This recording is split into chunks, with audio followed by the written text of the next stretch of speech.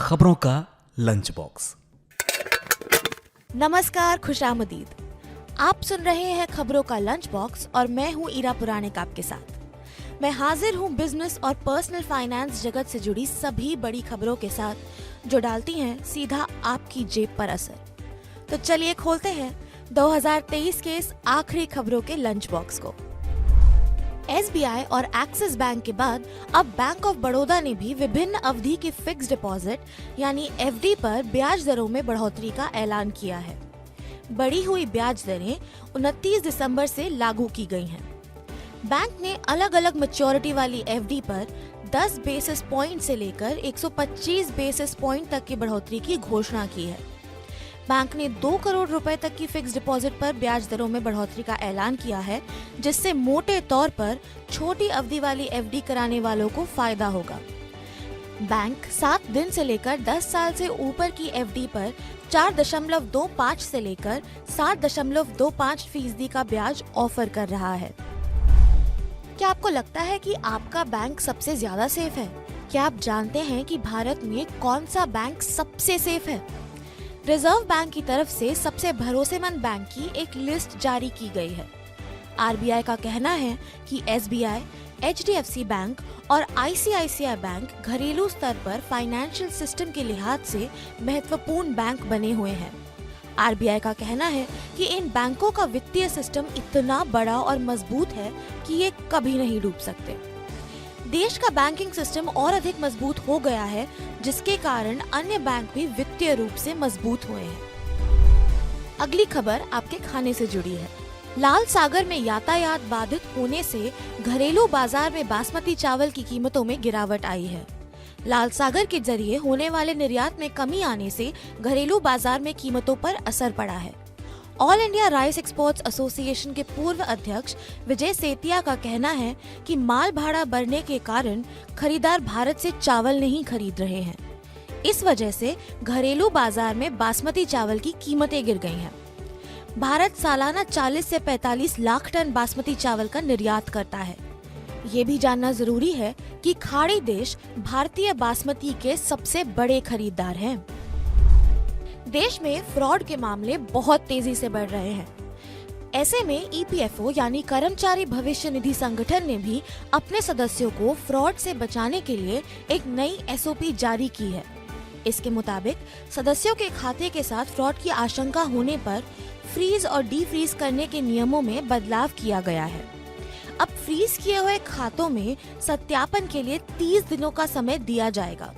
खाते में जमा राशि को सुरक्षित रखने के लिए इस अवधि को 14 दिन तक बढ़ाया जा सकेगा।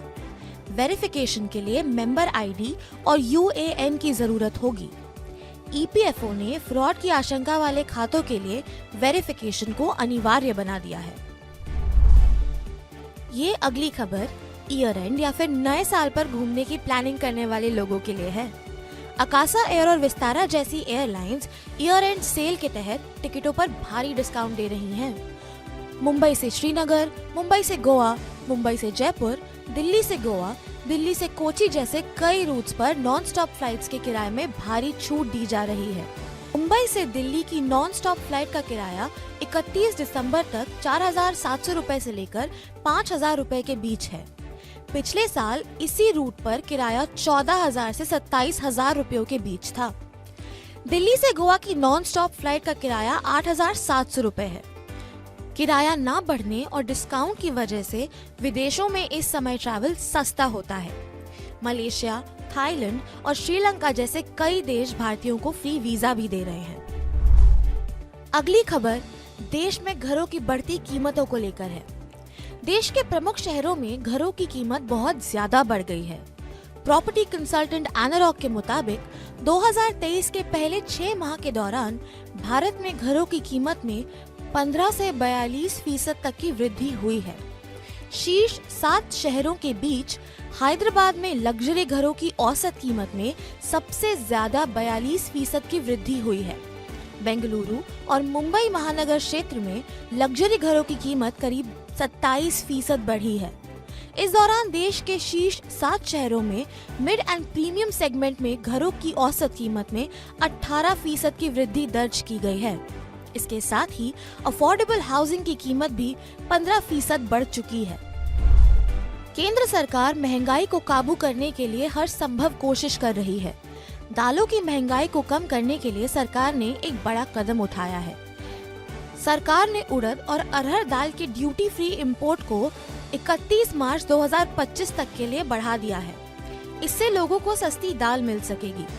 DGFT ने इसे लेकर नोटिफिकेशन जारी कर दिया है।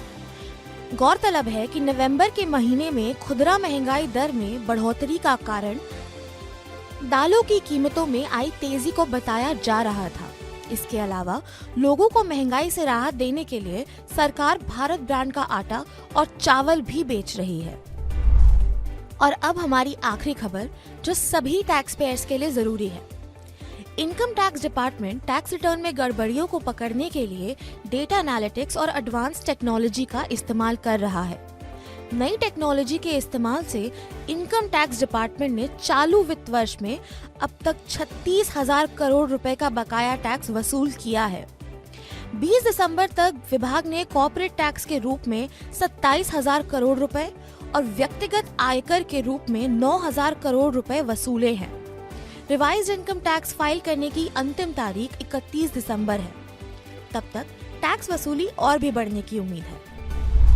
तो आज के खबरों के लंच बॉक्स में इतना ही। अब हम विदा लेते हैं। नए साल में हम फिर हाजिर होंगे नई खबरों के साथ। ये पॉडकास्ट तैयार किया है मेरे सहयोगी गौरव शुक्ला ने। आपको कैसा लगा आज का ये लंच बॉक्स, हमें कमेंट करके जरूर बताइए। और बिजनेस, पर्सनल फाइनेंस और कॉर्पोरेट जगत से जुड़ी हर जानकारी के लिए Money9 सुपर ऐप को डाउनलोड कर लीजिए। खबरों का लंच बॉक्स।